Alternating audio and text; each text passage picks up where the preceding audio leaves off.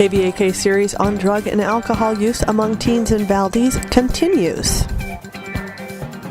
This is Lori Prox here at KVAK Radio with Gilson Middle School Principal Rod Morrison.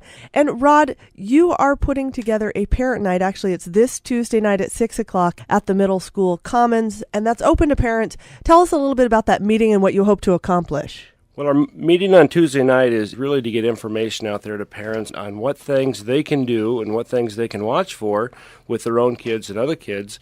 Rod, what are the current policies, and are you planning any changes to the policy? I'm a new parent. I just have a new sixth grader, so I'm not really familiar with them. Our current policies that address drugs and alcohol are a little confusing at times. And in the middle school particularly, we used to have a 7-12 policy and a K-6 policy. And when we moved the sixth grade to our building, we didn't adopt the policy to reflect the sixth grade being in the building. So the confusing thing is if I have two kids that do the same behavior at school, but one's a sixth grader and one's an eighth grader, I can punish one different than the other. And so we are in the process of revamping those policies. The district is also in the process of revamping and reviewing all their policies. And kind of what we did to get the ball rolling was I've contacted other districts from around the state and had them share their policies with us and let us know what they liked about them, what worked, and what wasn't so effective. And so that hopefully when we're finished here, we'll have a real good, solid policy. Is there a timeline for that district-wide policy? The timeline, I don't know if there's a completion timeline, but in my mind, the quicker the better. So we're hoping to have some stuff put together by the first of the year. It's be very good policy to move forward with. Now, are you in charge of that committee? You spearheading that? I am not spearheading, but I am on the committee team. All right. So it sounds like you're pushing it. If the public wants this to happen, how do they express a desire for that, or who would they talk to?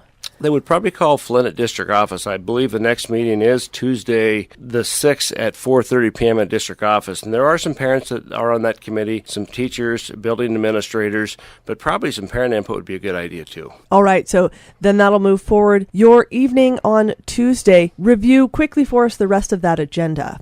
On the agenda, we have several topics. One topic is just to kind of let parents know what kind of substances that they're seeing in town. Everything from marijuana to synthetic marijuana. Bath salts are still kind of a minor problem here, and alcohol. But we also want to go over school consequences with kids and parents so they're aware of what will happen if something takes place. And part of the piece, we have an educational piece too, and that's kind of what I'd really like to focus on is our job is to educate kids and students on making healthy choices. And we've put a counseling plan together that addresses several of the issues that the kids might be facing and how they're going to deal with it.